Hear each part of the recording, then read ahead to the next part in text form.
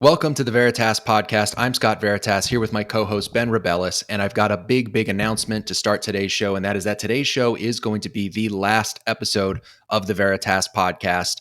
After 3 years of doing the show, being very proud to do so, really enjoying doing so, I've decided to bring this podcast to a close, and I talked to Ben about this a couple weeks ago.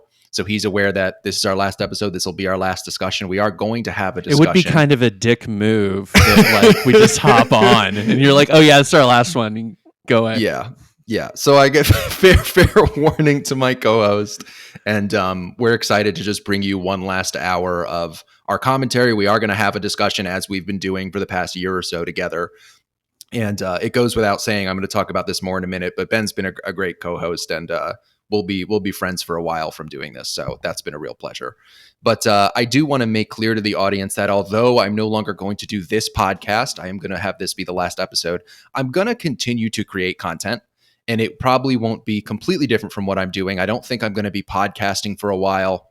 I'm going to stay away from the kind of virtual interview, virtual podcast format for a while. I decided I want to take a break from that and try some other formats, but I am going to use a different format to continue to create content about what I believe, trying to, bring the truth to you, bring you the Veritas as I have for the past 3 years on some iteration of this show, which I know has gone through a couple of names in its time. But, it goes without saying that I'm just really proud to have done the show, and I'm excited to do it one more time today with Ben for you all. I want to take a second to thank some people before we actually get into our official discussion. And the first person I want to thank is Ben. Ben has been a great co-host. It kind of goes without saying. He's kind of been the perfect co-host for me, foil at times. We've had some interesting debates on the show. We've had really interesting conversations. It's been a great year. I consider you, Ben, to be a very good friend of mine now and a confidant in this space. And whatever you go on to after this, I know we've already kind of spoken about this, but I'm excited to be any part of it that you would have me be if you've caught the content creation bug from being a part of this. And, in a couple minutes, I want to give you a second to also kind of say your piece, and then we'll do that again at the end of the show as kind of closing statements. But I just want to emphasize for everyone how pleased I've been with Ben and how great it's been to be friends with him and do this show with him. I also want to thank everyone who's ever been a guest on the show. We've had some really cool guests. I know I haven't really been doing guest interviews for a while. I decided to swap formats, but so many people who are really big minds in the space came onto this show. And I wish I could name some specifically, but I would feel bad only naming a few. I know that's a little socialisty of me, is that if somebody can have something, no one can. But I don't want to name a few people and then leave out so many great people who've been on the show. So excuse my kind of my equity there, if you will, on this last episode. But there are people who've been on the show 2 or 3 times. Some people came on as many as 3 times. I really appreciate those folks. I appreciate everyone who's been on the show. Some of the guests really changed my mind and opened my mind to different topics. So they've had a big impact on me, a big impact on my thinking and where I'm going to go going forward as a content creator, as a thinker, and just as a person operating in a world that is losing its goddamn mind, which is what we talk about so often on this show. My ability to navigate that world has really been helped by Ben, my co-host, and all of the guests who came onto the show to be my conversation partners as well. It's really meant a lot. The last person I want to thank is all of you in the audience who've been, in some cases, tuning into the show for several years. You're a relatively small but mighty audience, maybe compared to some other shows, but there's always been a few hundred of you, downloading the show on audio platforms. And there's always been anywhere from like 100 to even 1,000 or more of you watching on YouTube. That might seem like a small audience to a lot of, larger creators in the space. But to me, it's really meant a lot because that's more people to speak to about this sort of thing than anyone has a right to have. I mean, that's a platform that is so much larger than most people have in the grand scheme of things. And it's really meant a lot to have that impact and share my thoughts with you all this time. If you want to keep up with me and see what I'm doing in the future, I would recommend following me on Twitter at Scott_Veritas. That's a good way to keep up with me and see what kind of content I'm doing in the future. I'm not ready to say exactly what yet that's going to be, but it is going to be definitely a different format from this. Probably not a podcast And it may even be on a new channel. So that's why it's very important that if you want to keep up with me, you follow me on Twitter at Scott_Veritas. And of course, please keep up with Ben and anything he's doing on Twitter at BRebellis. That is at BREBELLIS. I don't know. Does the little I have my name on here on Riverside? I think it might like be my to Twitter your name. left. I don't When know if I it look shows at it, up it's when to you the post it. I don't know. But I'll try to click that option when we export. But in any case, you should keep up with the two of us, and we're certainly going to keep up with each other. We've loved doing this show. I just think it's time to maybe move on to try some new things. So yeah, stay in touch with us. This is the last episode. But before we jump into like the official discussion for today, I did want to just give Ben a couple of minutes at the top to just talk about really anything, Ben, you want to talk about, considering that you've been so important to the show for the past year. So go right ahead. This all started with me being totally sober, seeing a message in the blocked and reported subreddit of someone wanting to start a podcast. And I thought, it's one of those things like it's always in the back of your mind. Like, I should start a podcast. I should write a book. I should get a Substack. And, having someone out there who's like, hey, I want you to help me. It was like, oh, well, they can help me too try to figure out like what this space is, what I want to do with it, what my voice is and all that. And this year plus of doing this about every other week has really been eye-opening and educational for me. And really, I think, I don't know if you said it while we've been on air, you said it before, Scott, but cathartic is such a good word for it. Is, I have someone I live with and I love them very much and they love me very much, but they don't need to hear my opinion on everything all the time, everywhere. So this has been a great outlet to be able to do that. I couldn't have been happier having someone to kind of guide me along and to have these discussions with than Scott. So it's been great. I'm excited for what you do next. I don't know what I'll do next. I keep myself pretty busy with my real job and then my little side gig hosting trivia games. So who knows what I do next, but surely I'm on Twitter at BRebellis. I'll probably stay there, try to get a little more content out there, and we'll see going forward. But this has been it's been a lot of fun. Thanks so much, Ben. It's really meant a lot to do this show with you. It's been great to have you as a co-host. And, like we've kind of already talked about offline when I called you about bringing the show to a close, we're going to remain friends and we can always hang out and have more of these conversations, but there won't be anyone listening. So we can really get spicy. We can really... Yeah, because I've held back so much. we can really bring the Veritas when we're offline with a couple of beers in us maybe. But it's just been great doing this with you. I look forward to keeping in touch and whatever you want to do in the future. So we'll keep working together and we'll stay friends. So thanks so much. I think with that, I really want to just jump into one last discussion about the stuff that we've liked to talk about for the past year and that I've been talking about for actually 4 years. If you're really OG with listening to Scott Veritas and his podcast, you'll know that there's technically been 3 podcasts that I've done.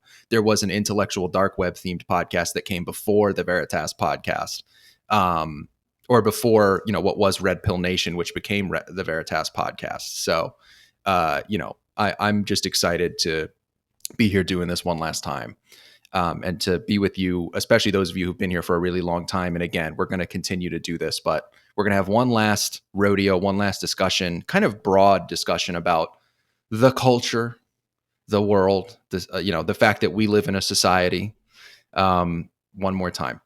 So with that, I'm just going to start by saying I thought we could just... we have a prompt stock that we always work for these episodes of just kind of what we want to talk about. And all it says is the current state of things, the current state of the culture in my notes, because I wanted to just kind of do some free association with you today. So I'll just start by saying that we are at, I think, a really pivotal moment in the history of this society. Ever since 2020, since the summer of 2020, and I talked about this in our last show, what will end up being the penultimate episode of the show. Ever since summer of 2020, it's really felt like the culture war, for all intents and purposes, was kind of won by the woke left. And that now what we're left with is sort of these rebel cells of people who believe in the truth and believe in freedom and liberty and all the things that America and the West used to stand for. And we're fighting for our lives. It's a very serious situation. People will say that this sort of very serious analysis is cringe or it's overwrought. And I think that is such bullshit at this point. Ever since 2020, I have felt like the whole like cringe, why are you such a culture warrior? That line has really become irrelevant to me. And there's this great meme that I like on Twitter that I see a lot of a guy with kind of the most obnoxious, like smug woke face, like this, and he's wearing glasses. And it says, so he makes this face and it says, but how does this impact you personally? And to me, whenever somebody says like, why you got to talk so much about the culture war? Why do you have to take this so seriously? Why do you have to be so melodramatic when you talk about the state of the world? It really just reminds me of that meme, because at this point, the main thing I would say to describe our current place in the culture and in the progression of, Western civilizational history is that we are clearly at a point where people are having their lives impacted personally. That is very obvious. I'm going to talk about this a little more later, but I could get fired from my job for doing this show. I won't get into any details, but I think Ben's in a little bit of a better place with that. But I could definitely get fired from doing my job, from doing this show. And it's the reason I've always come to you as Scott Veritas and with a pseudonym instead of my real name. I hate to say it. I don't have that cool of a name in real life. I wish I did have a surname like that. I'm just now learning this. Yeah. It's not Veritas is not my last name. But, we are at a very serious moment. And so I want to talk about it one last time. And in terms of where we are now in 2023, I would say the past 3 years have really told me that we are not going to reason and logic our way out of this. I hate that, because I really felt for many years like we could, like the woke orthodoxy was something that could be exposed enough that people would just go like, oh, this is actually really bad. The left has kind of lost its mind. We need to course correct. We need the pendulum swing. We keep hearing about that. The pendulum's going to swing the other way.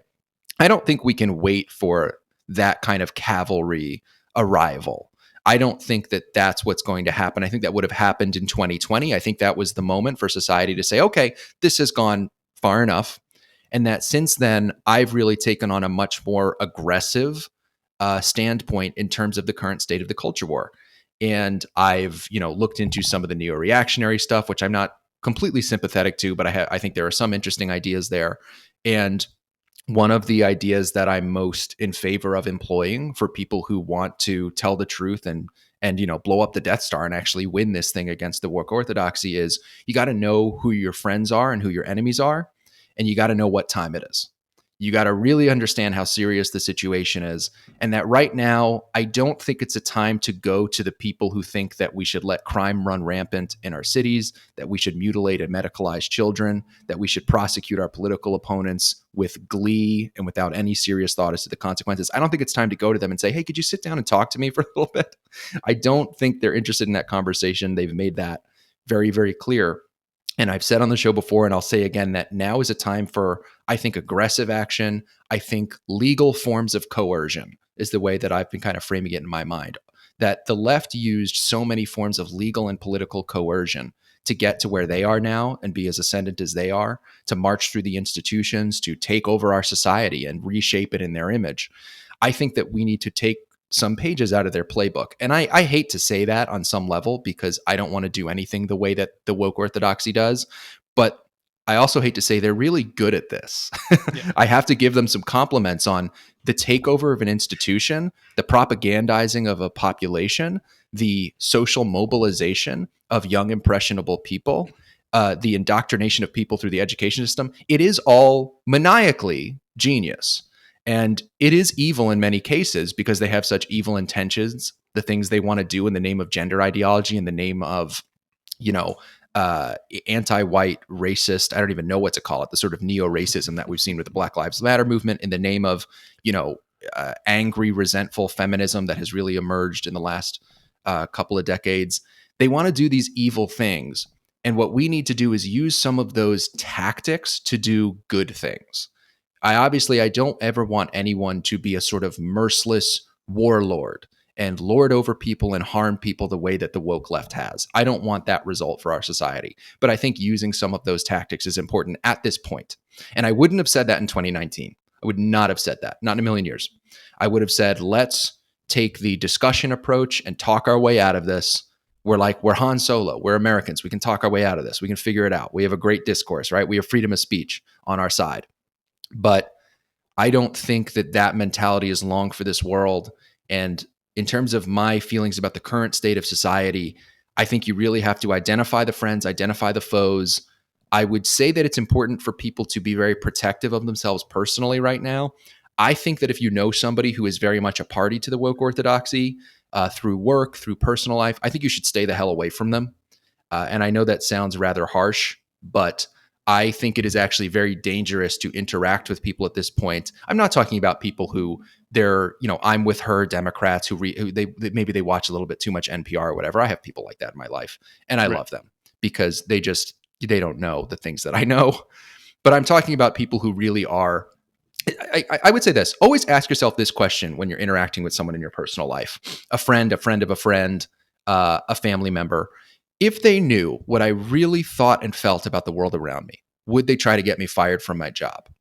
Would they even think about doing that? And if the answer is yes, you should stay the hell away from that person and completely excommunicate them from your life. I've been lucky that I haven't had that problem. I've had to negotiate more of the kind of like, okay, there's people that I don't think really quite get it or know what time it is.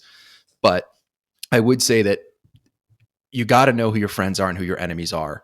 And when you encounter people that actually do kind of get this stuff or who seem like maybe they almost get it, but they're just sort of missing some of the context, they haven't seen enough libs of TikTok videos or whatever. Yeah, you can absolutely sit down with somebody. And I've had good experiences with this in the past few years. It happened with my girlfriend, who's just a couple rooms over. We've been together for many years and have a very bright future together that I'm excited about. You can bring people to Jesus, for lack of a better term. People can see the light if they're smart enough, like my girlfriend is, brilliant lady, if I do say so myself. So, when I say now is not the time for talking and convincing, I really mean on a macro scale.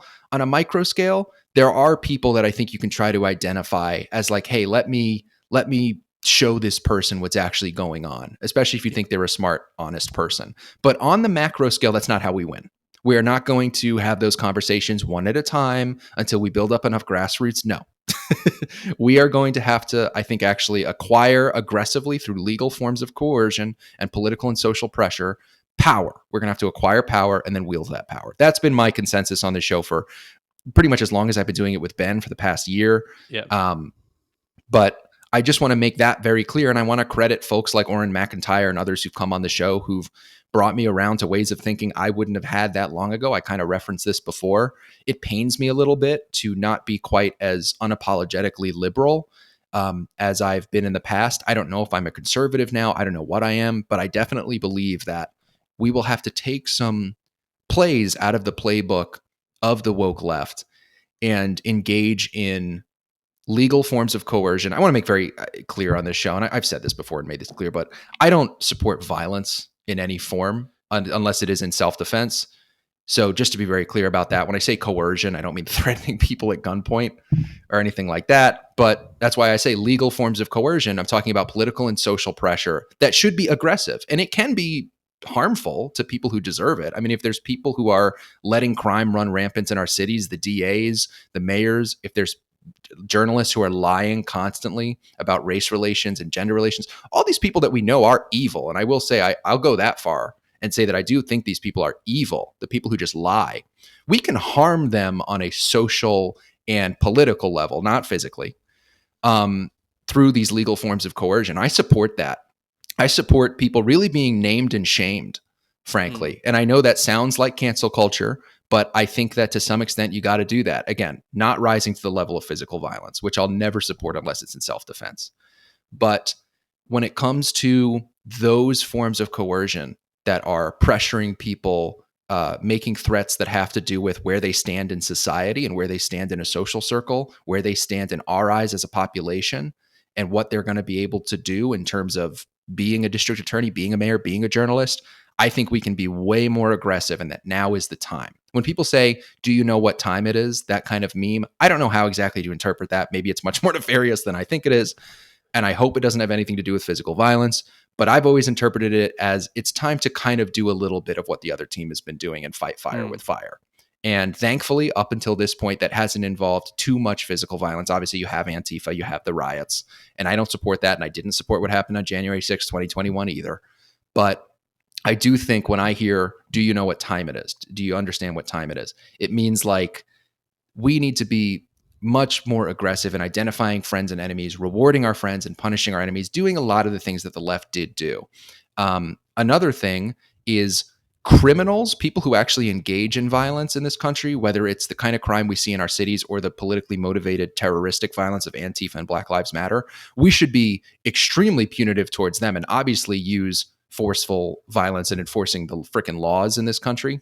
I very much think that our attitude towards criminals who are starting to really take over American cities should be that of the Salvadorian president, whose name I should have looked up before the show. But whoever the president of El Salvador is, he's a great dude. That we should be going El Salvador in the asses of everyone who does commit violence, because that's self-defense. Those people are really, really, kicking our shit in all across the country right now, especially in cities. And I do live in a major city and I really feel it. And I'm about to leave. That's another thing I want to say real quick before I have Ben jump in. Get the hell out of cities that are not under control. There are a handful of cities that are more under control with the police force. But if you're in a city that's out of control, get the hell out. Get out. Don't put up with that shit. Vote with your feet. If you're in a school district where you know they're going to be feeding your kids gender ideological bullshit, get out. Don't put up with that. Don't allow that into your life, and certainly don't allow it into your children's lives. So all of this is to say that you should be very protective of yourself, protective of your family. You should engage in politics and in society. Go to school board meetings, move with your feet, vote with your feet, move out of cities that are out of control. Don't put up with a police force or a board of education that isn't doing their job. And just make sure that you are doing everything you can to always tell the truth and to fight for what you believe in, because I do think we can win this thing. I know I talk about how the culture war has kind of already been lost, but as far as I'm concerned, it's culture war 1.0. We are still in a place where this is the sort of positive note that I would leave this section on. One of the things I've learned that is both horrifying and also kind of inspiring from the past 10 years or so is people will pretty much go along with almost anything based on social and political pressure. They will, take principles that they've had for many, many decades, like the idea that a man can't be a woman or that crime is bad, and they'll throw them right out the window. Like, it's crazy what people will go along with. Now, that is terrifying, and we are seeing the terrifying effects of that right now in our society. But it also means that we get to take advantage of that too. If we actually engage in the kind of pressure that we need to start to take things back through things like the Bud Light boycott, through things like what I have been saying for a long time, Chris Rufo and Ron DeSantis have been doing, like, abolish the gender studies departments, right? Treat them like freaking the Nazi science or something, through those kind of acts. I really do believe that we can start to take back some ground and reshape society in an image that is not this kind of evil woke thing. So basically, I think that now is a moment for action, for staying strong, for being protective of yourself where you have to. And I would love it if more people did what I did and spoke out like this. But of course, if you have to use a pseudonym, do what you got to do. It would certainly be very hypocritical of me to say anything else, considering that I use a pseudonym. But with that, I want to give Ben a chance to jump in because I've said a lot. Yeah. So I'll try to start from the top where you start out with this idea of you've got people asking you, like, why are you such a culture warrior? Why do you care so much about these things? And these are always tactics that come from people who themselves are the biggest culture warriors, who themselves are the ones who say things like that and then insist that you put a black square up on your Instagram or Twitch feed for whatever particular reason. It reminds me of, and I know that we're not doing like a specific topic today, but this is just a thing that just drove me insane, was the Jesse Single incident on Sam Cedar. with Emma Vigland, I guess is her name. But I've seen Emma debate like this, and she does this type of shit where she's like, "Why are you getting so upset? It's not that big a deal. Why do you care so much?" And it's so disingenuous. And it's just this horrific tactic that people use to try to make you seem like you're the irrational one because you're actually engaging in the discussion in a meaningful way. I think I'm going to disagree with you a little bit on some other notes. In some senses, I think the culture war is becoming a little less hot. I mean, obviously, the height of this flame was the summer of 2020, right? And that I don't think anyone can deny that. But there's this sense I get that I think people are okay with just being quiet. Like there are those of us who arm up, put on the shields, head into battle. But I also think it's becoming more acceptable to stay home, watch a little Love Island, and just not give a shit about this stuff. Like people are more likely to roll their eyes at dumb nonsense than to actually be brave and call bullshit, as Camille Foster would put it. Although I will say, I think I reposted on Twitter. I really liked that freak out video of the guy starting up the new video game Starfield, and he gets asked about his pronouns, and he goes on like a 5-minute rant about how this has infected every portion of our lives. Like I thought that was actually almost perfect. And I think people all see it, but I also think that the vast majority of people are just rolling their eyes, and I just wonder if that is their reaction, is that a type of victory? Like if not taking these people seriously, if looking at them with kind of a side eye, like a whatever type of thing, like is that a victory? Is maybe becoming less political and just living our lives, is that the victory against the woke onslaught that insists that silence is violence?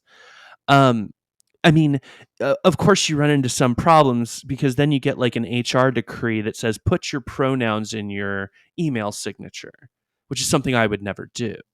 But you can imagine there's lots of people who roll their eyes and just do it and keep going. And that is how this type of thing progresses. So I understand that there's limitations to the almost complacency victory that I'm talking about. But I do wonder if the woke orthodoxy has overplayed their hand to the point where people have become tired and they just kind of roll their eyes and go to the grocery store and don't give a shit. And I don't know what would you think about that kind of reaction that I think is more and more common.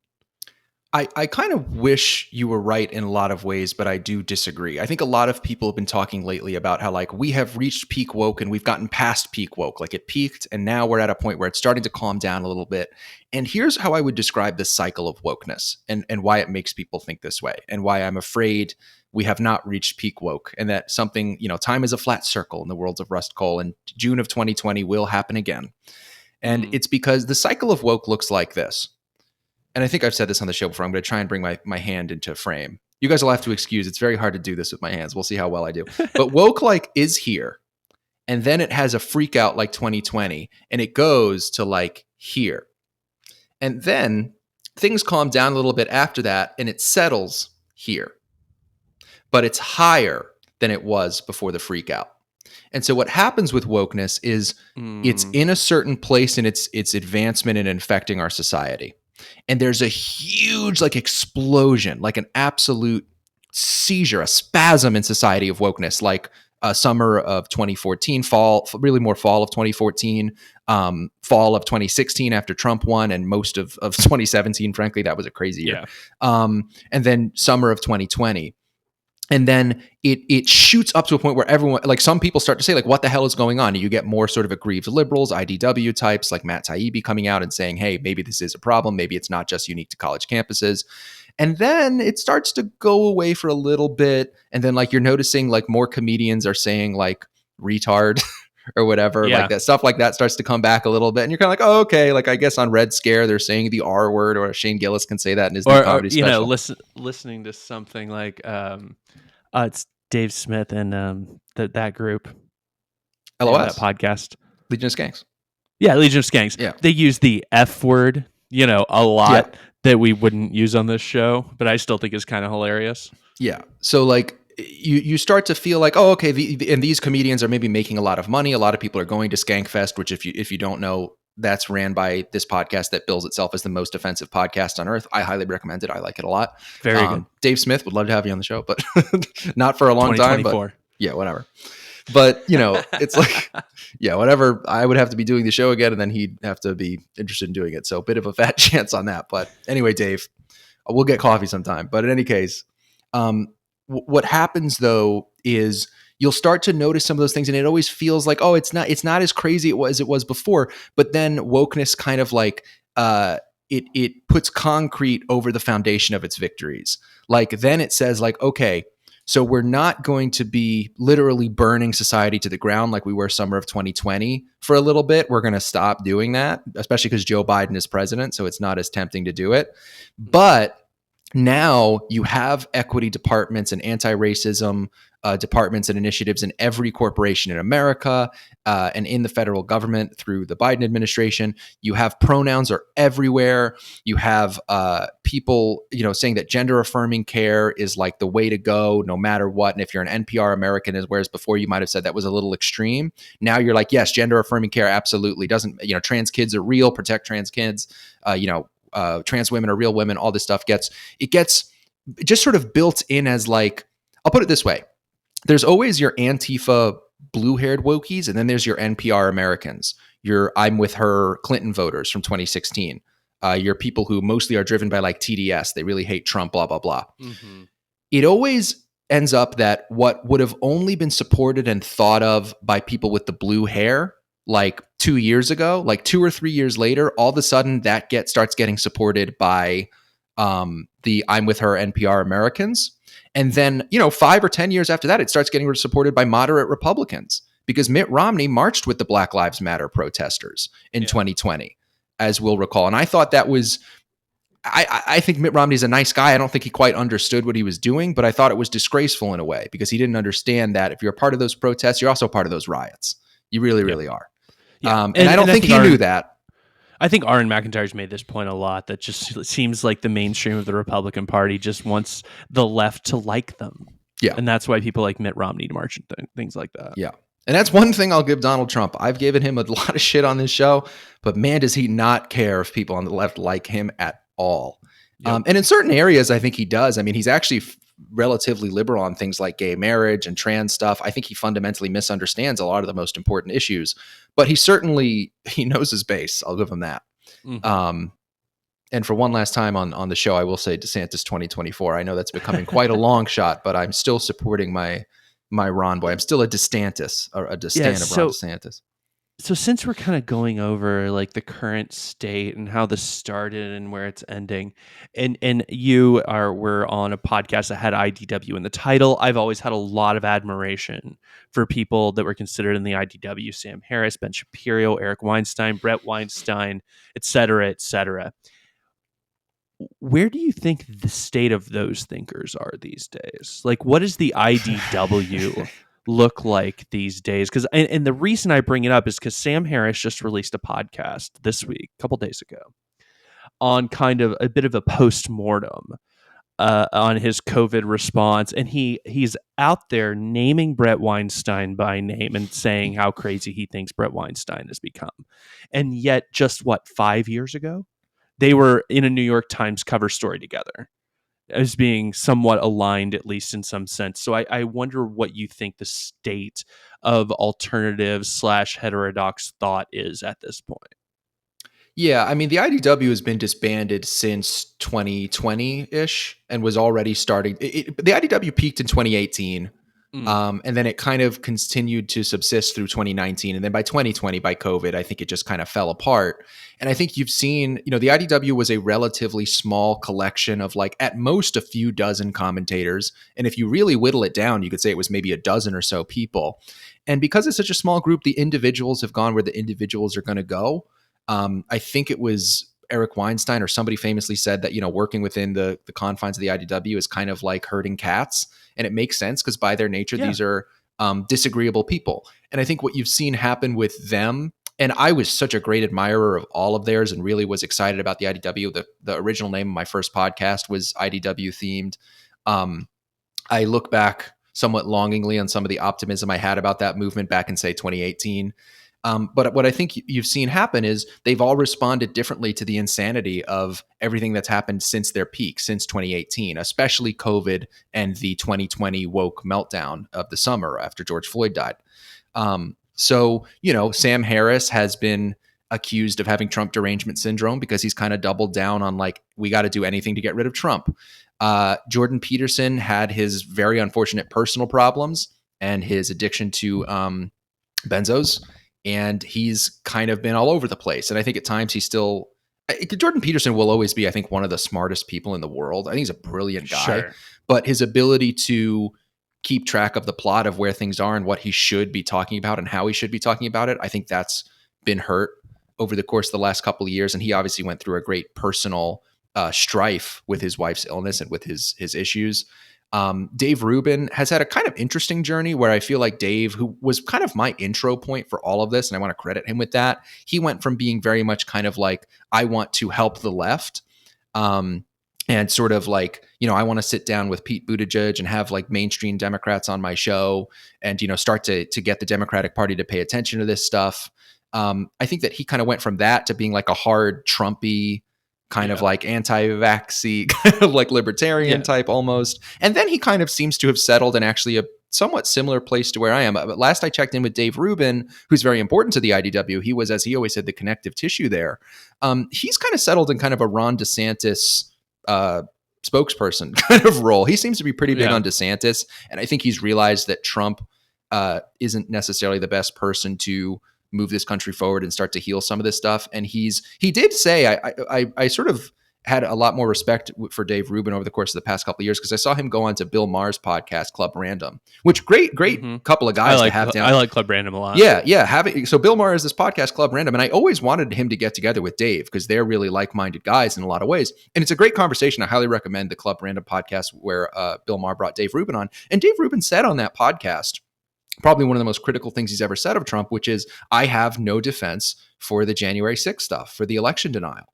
And to hear Dave say that was reassuring because for a while it seemed like Dave was kind of going the Tim Pool direction of just like all over the place with the Trump stuff. Trump's going to win 45 states. And, I've been a little disappointed with Tim Pool to some extent in the past few years, particularly the Trump will win 45 states thing was just that's just bad math. Like that's as an election analyst myself, and I'm pretty good at predicting elections. I always have been. Like that just really hurt me because I was like, you can be really, really big on Trump and still know he's not going to win 45. He's not going to win 40 states. He's not going to win 37. Like that's just not a thing that happens. And I would have laughed if that had happened. I hope Ron DeSantis somehow wins 45 states. I'd love to see that, but it's not going to happen. Dave seemed to be going in that direction for a while. He's had an interesting journey where he seems to have settled a little bit. And I'd still to this day really love to sit down and chat with Dave just because he was so important to my journey. Because he was kind of my intro point to all this. You've seen Brett Weinstein get really roped into the COVID stuff and the vaccine stuff.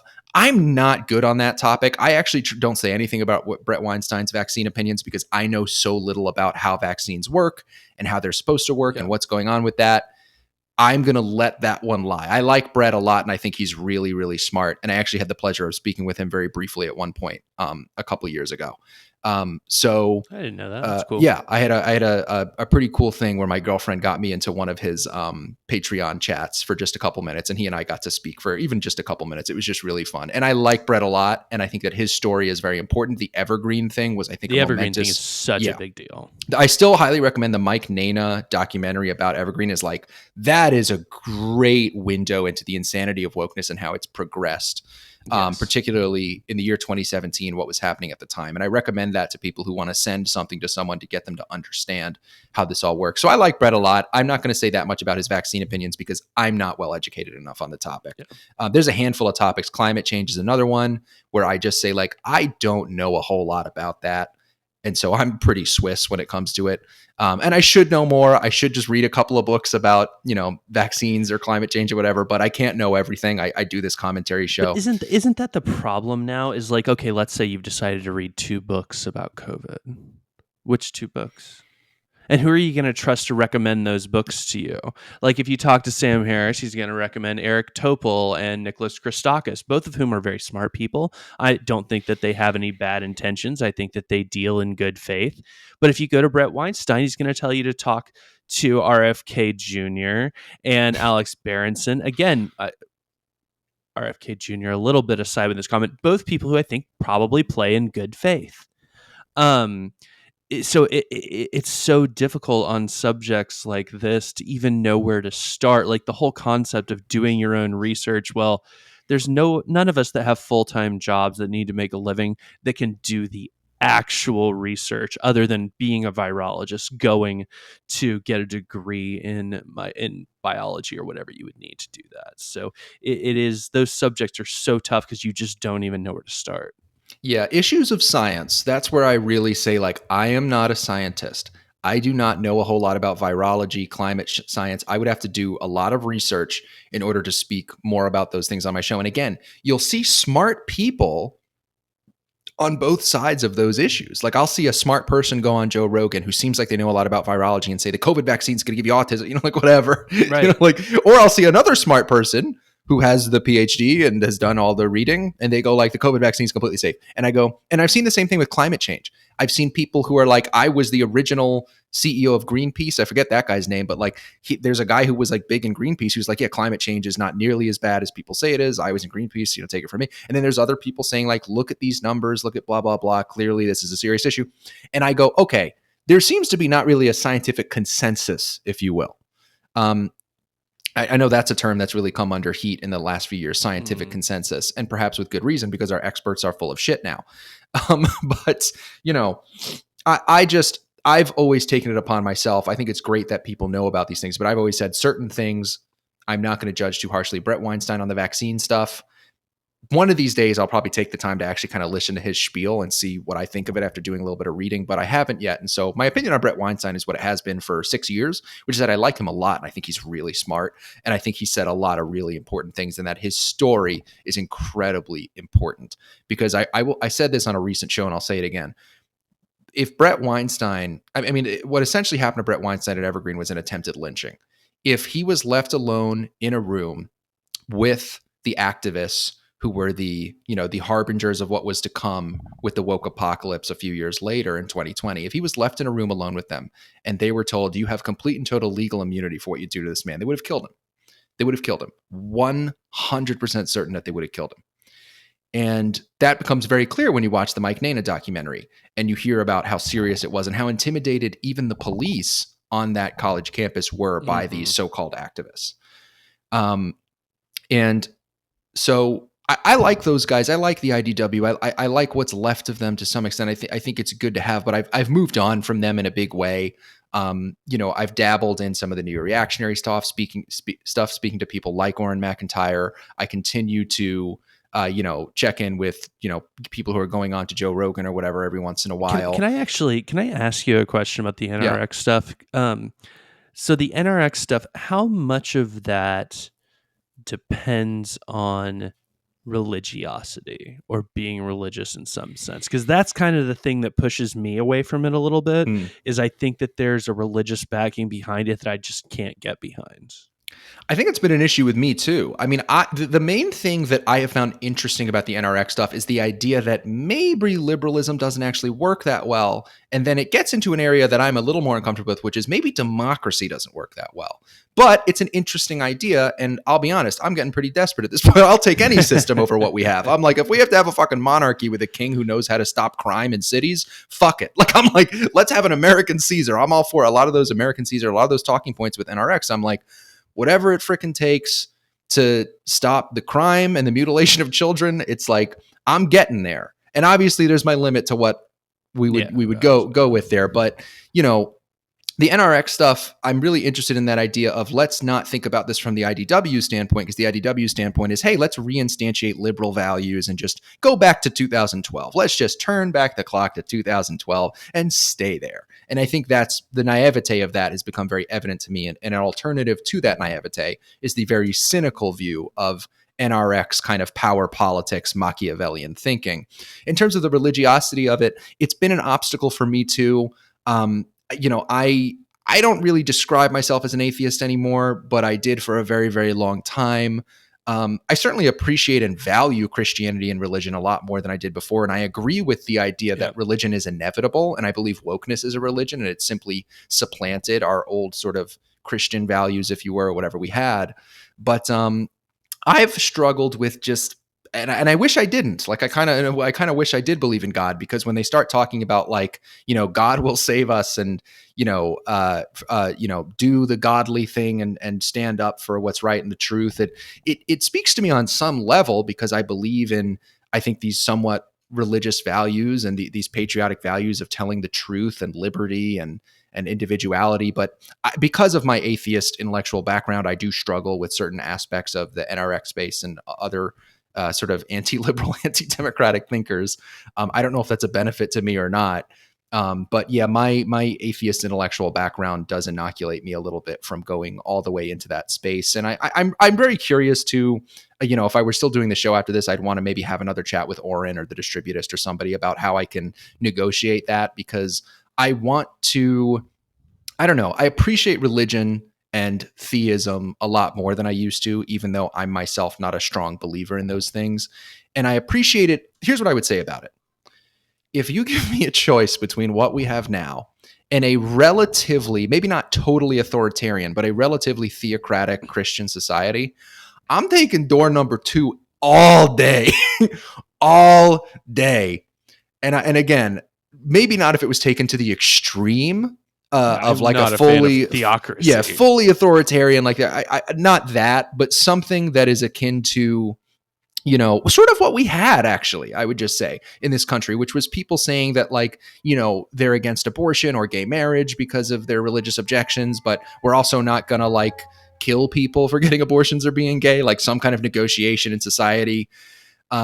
In terms of like how we're dealing with that. Like, I'd rather have that than what we have now, which is this religion that is just so much worse than Christianity and so much nastier and more evil.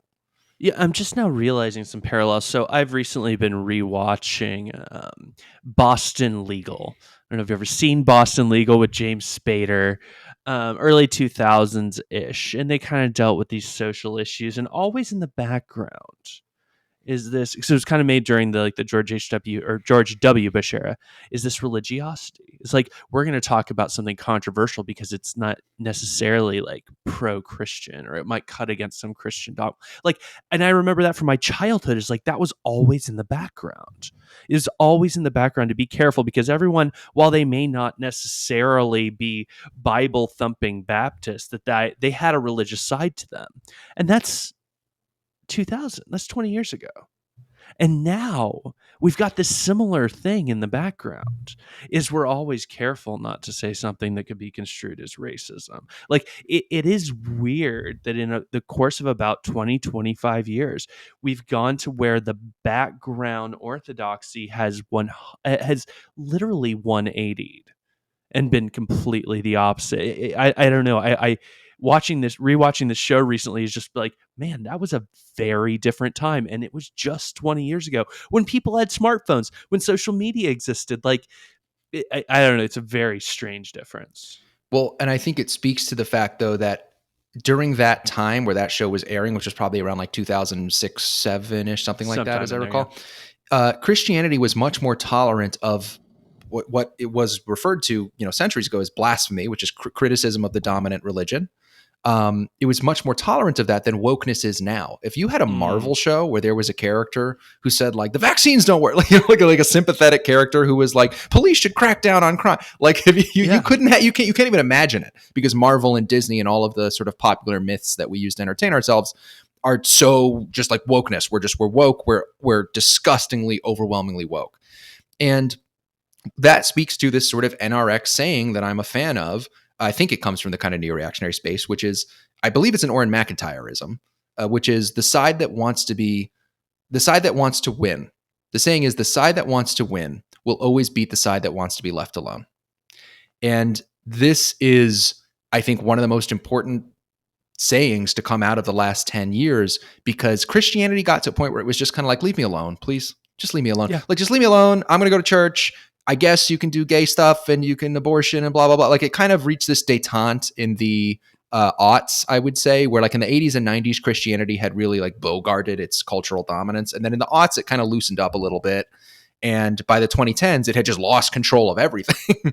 Right. And I think that really has exemplified this idea that if you just get complacent about like, there's this other ideology, it's just a bunch of quacks with blue hair that want to be gay and they think men can become women and no one's ever going to support that. There's never going to be pronouns in a Bethesda game. Like, like you're never going to sit down and play video games and be asked for your pronouns, which was unthinkable until like 5 years ago.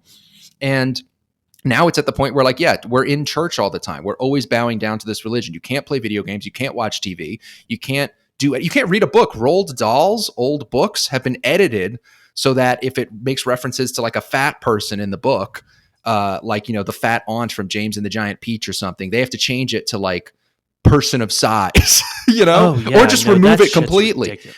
So you can't do anything. Even the past isn't safe, Yeah. Like the freaking Bible's going to be changed. They're going to be there was the King James Bible. Now there's the King George Floyd Bible where like everything is woke. Oh my God. Like that's very King clever. George Bible. They're going to have the King George Bible, but it's George Floyd. Like nothing is safe. I believe it's King James though, unfortunately.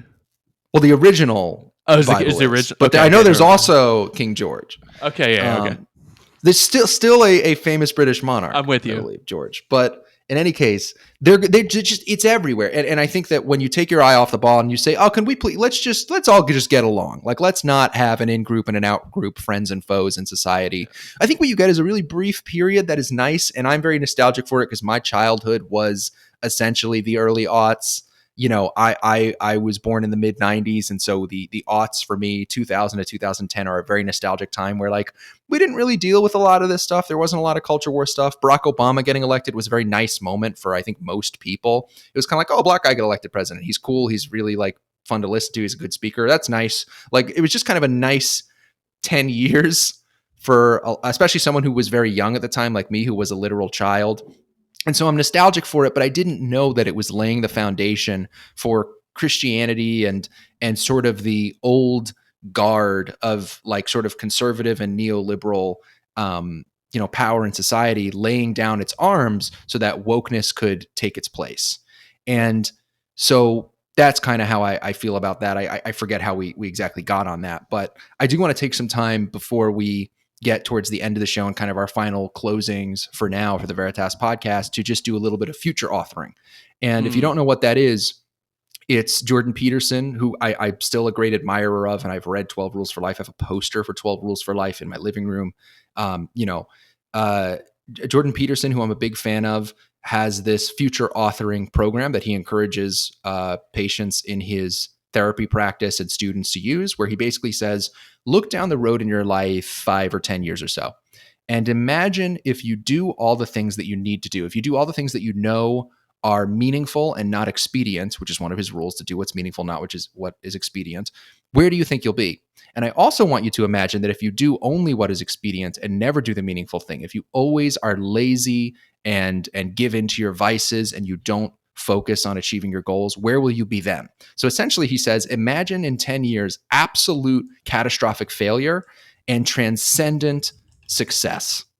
And I want to have a discussion with Ben for a little bit about what this would look like for society, not for us individually, but for our society, if our society does what it needs to do, or if it absolutely does not, and it allows itself to, frankly, continue going down the path it's going down. And so let's start with the bad news.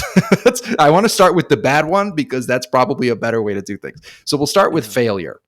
And I will say that I fear that we are heading towards this sort of catastrophic failure that will make the summer of 2020 look like child's play.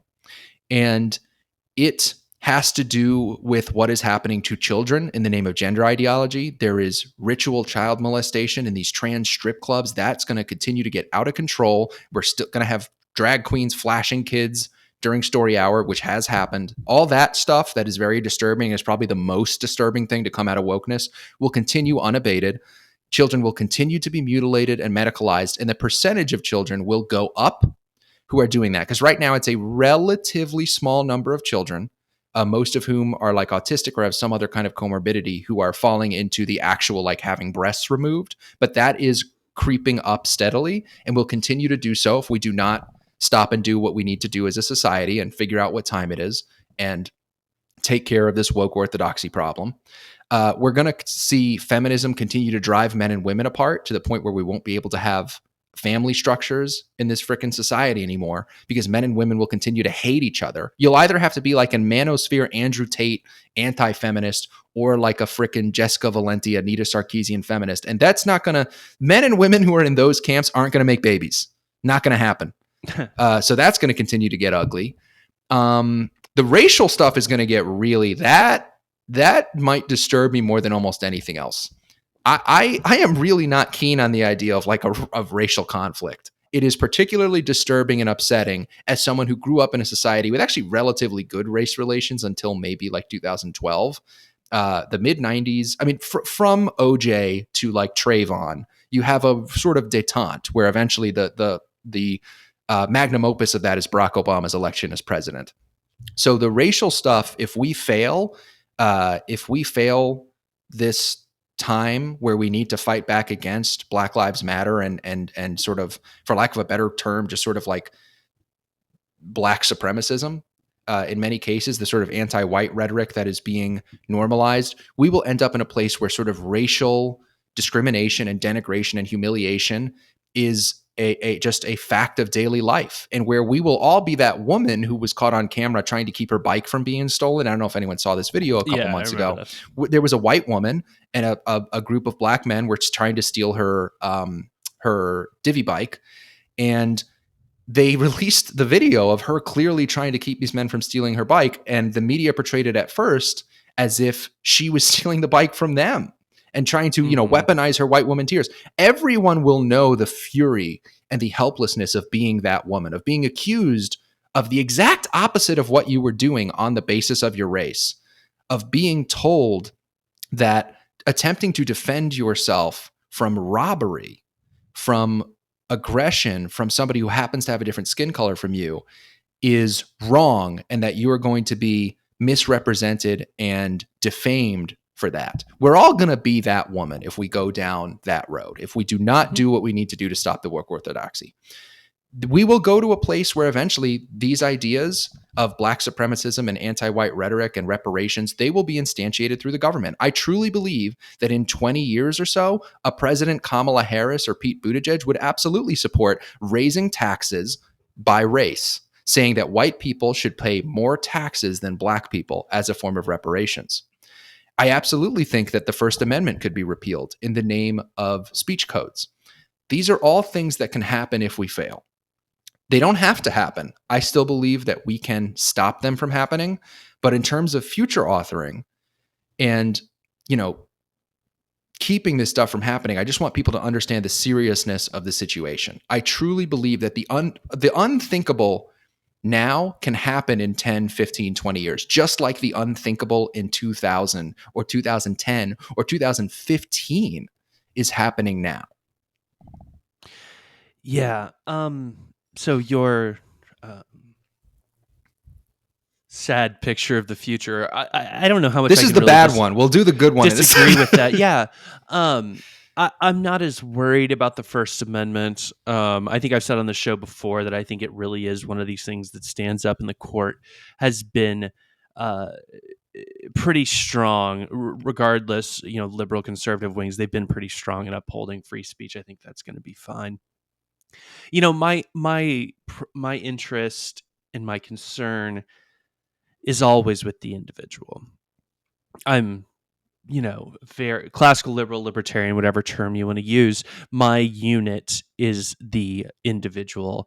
And what I see is people not seeing themselves as individuals anymore, is to see themselves pushed and pulled and controlled by the narrative that they're told to be pushed and pulled by. I mean, COVID's a great example. And again, we're not going to get into the merits of that, but we all were cool with lockdowns at the beginning, but then we were cool with lockdowns for way too long. And those are the type of things that I worry about. We were okay with schools being shut down initially. We were okay with schools being shut down for way too long. So I worry about people not maintaining their individuality, not maintaining their ability to have those liberal values. And I feel like when I talk about this, I come back to, I can't remember if it's Aaron McIntyre or Michael Malice who said this. They probably have both said it. Is you think you hate the mainstream media, you do not hate them enough. And we have not learned to hate our media, to hate our politicians enough, and to distrust them enough. And if we want to keep ourselves from sliding into something that looks like East Germany, that looks like the Soviet Union, then we need to learn to hate our elites far more than we do. Yeah, it's those elites that have been trying to drive us into these camps of race, the completely invented gender identity. They're trying to segregate society. And I truly believed that in the summer of 2020, the media attempted to foment a race war. And I will never forgive them for that. I swore off the mainstream media in 2020 because of how disgusting their coverage of the riots and the woke revolution that was happening at the time was. Mostly peaceful protests, Scott. Well, buildings are on fire in Minneapolis or Kenosha. So a bit of a bleak picture, but this is our last episode, and I wanted to talk about what could happen if we don't stand up. But of course, there's another side to future authoring, thankfully, that we can end our discussion on, and that is, what does success look like? If we do what we have to do, what do we have to look forward to in a society where we have blown up the Death Star? That's the metaphor I like to use because I like Star Wars. If we have our blow up the Death Star moment, if we have our throw the ring into Mordor moment for my Lord of the Rings fans, if we have that moment, I don't know what to say. Have to our Harry Tottenham Potter beats fans. Arsenal tomorrow moment. Yeah. If we if we have that moment, that's not going to age well, but it's been on my mind all week. I've been thinking about this game. We'll see. And we'll see by the time the episode comes out, people might know. But so if we do what we have to do and we somehow win this thing, and I'm not going to lie, we're obviously underdogs. It's like, I'm a football fan. So for me, it's like, do I think the game is over? No. But I think it's the end of the third quarter and we're down like 24 points. Like, we need to like recover a couple of onside kicks, like probably more than one, frankly. We've got to do like a Hail Mary onside kick, like all sorts of crazy shit to win this thing. But I do think we can win it. There's a whole 15-minute quarter left to play as far as I'm concerned. There's just enough time to win this thing. If we do that, if we do what I said at the top of the show, which is we use legal forms of coercion, we wield power where we can, we boycott, we stand up for the truth. If we do these things, I think that we can see so much of what we've been begging for, wanting for the past 10 years. And that is harmony between people of different races and different sexes. We will see men and women come together again and lean into their femininity and their masculinity. We will see those things honored and respected and revered the way that they should be, because femininity and masculinity are good. And because it is good when men are masculine and women are feminine. These are not bad things. I think we will see the return to that if we do what we have to do. I think we will see people being, not denying the realities of race, which is that there are things that are always going to be slightly different based on your skin color in society. But we will see a level of racial harmony at least rivaling what we had around the time that Barack Obama was elected president. I think that we will see gender ideology, if we do what we have to do, we will see it destroyed and laid waste to and written about in history books as if it is a truly evil and insidious ideology. And the salt on gender ideology's grave, the earth on gender ideology's grave will be salted if we do what we have to do. That one will not be fucked with. We will not play with that. And the people responsible for all of the stuff that has been a byproduct of these forms of identity politics, the people responsible for the crime going rampant in our cities, for the people being killed and shot and robbed, the DAs, the mayors, the media who lie about it, the doctors who mutilate children in the name of gender ideology. In a world where we do what we have to do, they will be held accountable. They will be held accountable. And in some cases, particularly the mutilation of children, they will go to jail. And I am very serious about that. There is no just version of this where we win, where the people who have been mutilating children in the name of a crackpot ideology do not go to jail. And we can have that. We can have accountability in this country. We can hold accountable the criminals, the people who enable them, the liars, the evildoers, the mutilators. All of these people can be held accountable if we do what we have to do. Mhm. And with that, I want to have a little bit of a final thought for you all, which is that in order to achieve this vision of success, it is very, very important that we always tell the truth. I have called this podcast the Veritas Podcast for a couple of years now, and I've come to you as Scott Veritas for several years.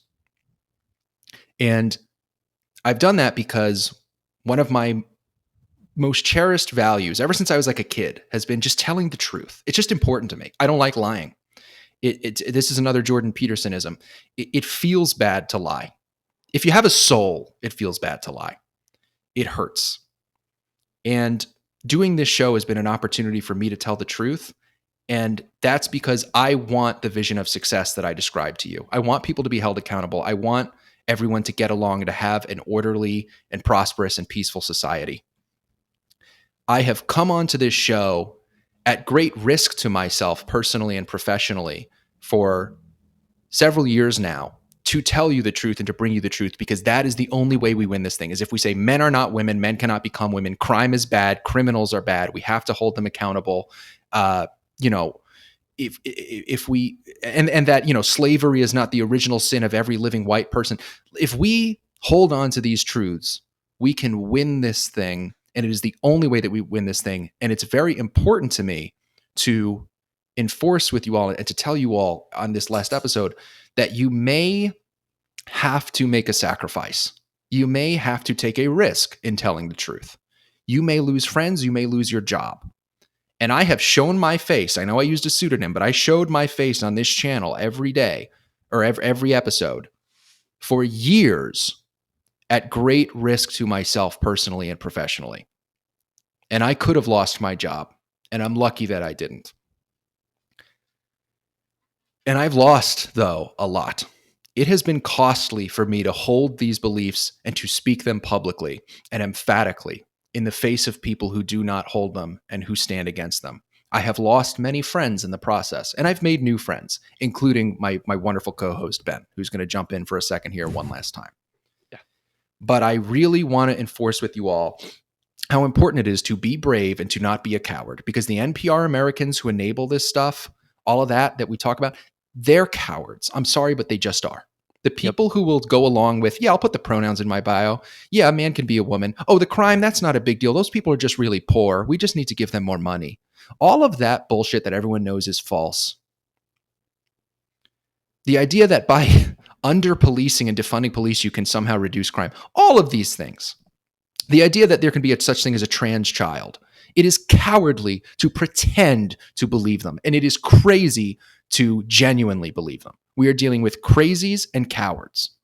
And I am asking everyone listening to this show one last time to not be a crazy and to not be a coward. If you're crazy, I can't really help you, right? If you're crazy, it's crazy. I'm not a mental health professional. I can't help you if you've got blue hairs and piercings and you believe that men can become women. But if you don't believe those things and you pretend to because you're scared of what might happen to you, I am telling you that in the long run, that is going to be worse for our society, and it's going to be worse for you as an individual. You are going to end up in hell around the worst kind of people as your supposed allies, and they will turn on you. And I've seen it happen, and I've had it happen to me.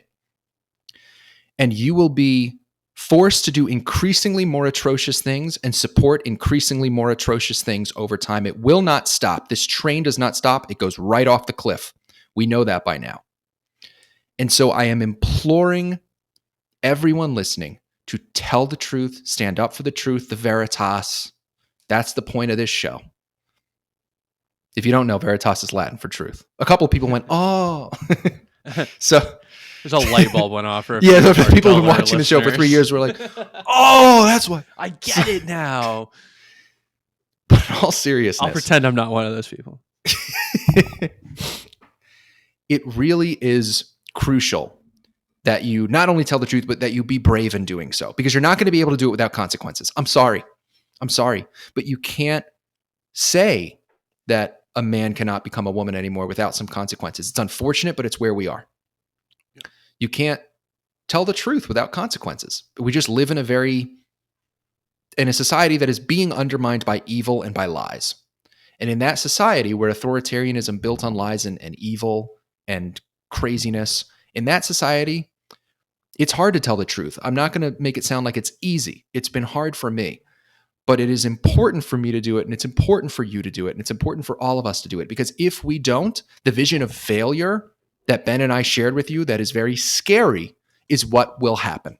It will happen. No one is coming to save us. The riders of Rohan and Gandalf aren't coming over the ridge to help us out. We have to rely on who is here now to tell the truth and to fight, to use legal forms of coercion, to wield power where we can, if we must. And so with that, I want to give Ben a couple of minutes to just say anything he wants in our last few minutes. I should probably be focused. I can say a lot about nothing for a very long time. So we talk about the future. One of the things that I think would mark a pretty good milestone in a future that I would want to live in is the end of cancel culture.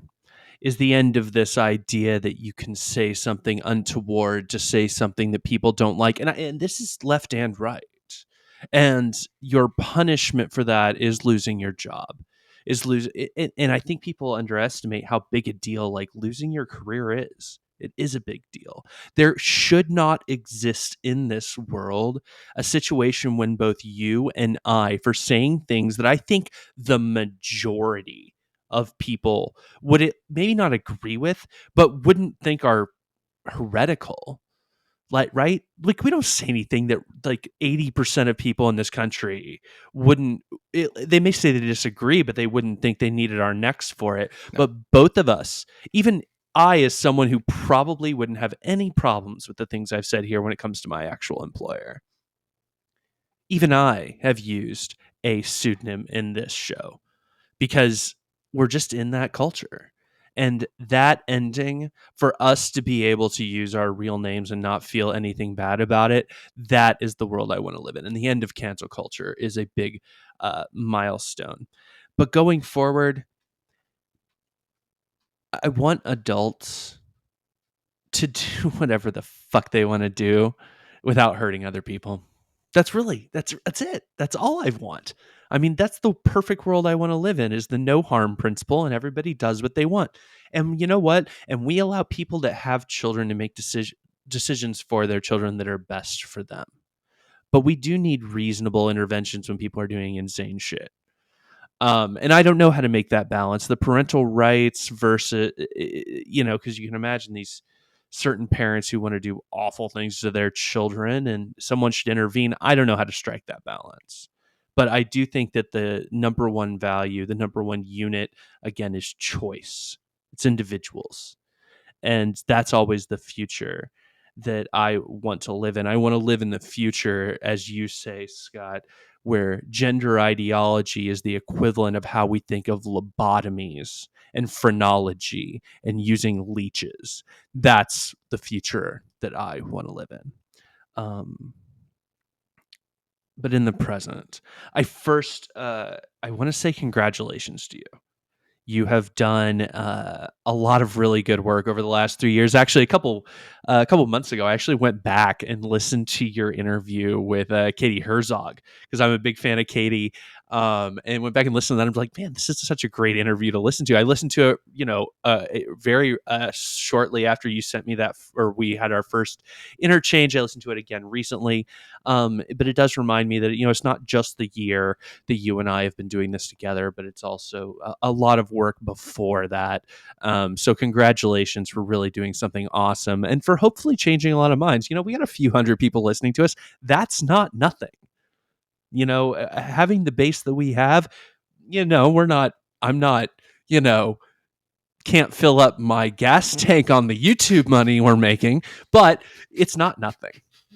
So I wanted to say congratulations to you. I wanted to say thank you to you for the year we have had to do this together. This has been a lot of fun. This has been a cool way to get out the things that I think in an environment and to kind of put it out in the world in a way that I'm really happy about. So thank you all, everybody who's ever downloaded this, who's ever watched it on YouTube, who's watching this on YouTube. I really do appreciate you. Thank you for listening to my somewhat nasally voice that other people have put up with.